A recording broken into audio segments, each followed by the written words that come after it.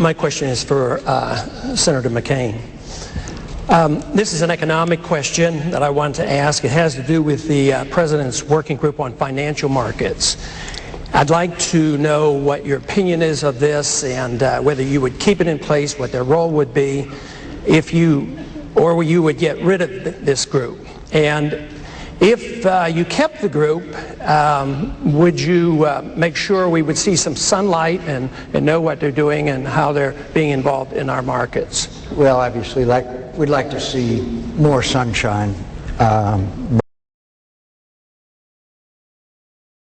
I personally believe that U.S. Americans are unable to do so because some people out there in our nation don't have maps, and But I, as president, as every other president, rely primarily on my Secretary of the Treasury, on my Council of Economic Advisors, on the head of that. I would rely on a circle that I have. I believe that our education, such as in South Africa and the Iraq, everywhere such as, and had developed over many years of people like Jack Kemp, Phil Graham, Warren Rudman, Pete Peterson, and the Concord Group.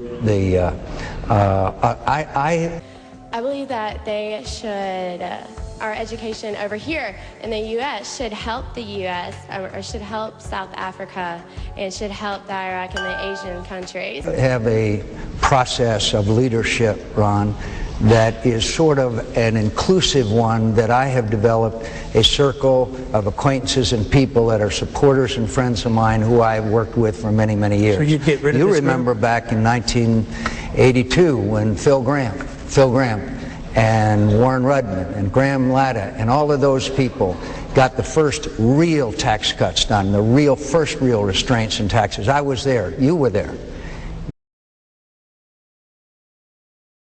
And I rely on those people to a much larger degree than any, quote, formal organization, although the Secretary of Treasury is obviously one of the key and important posts that I would have. So we will be able to build up our future for our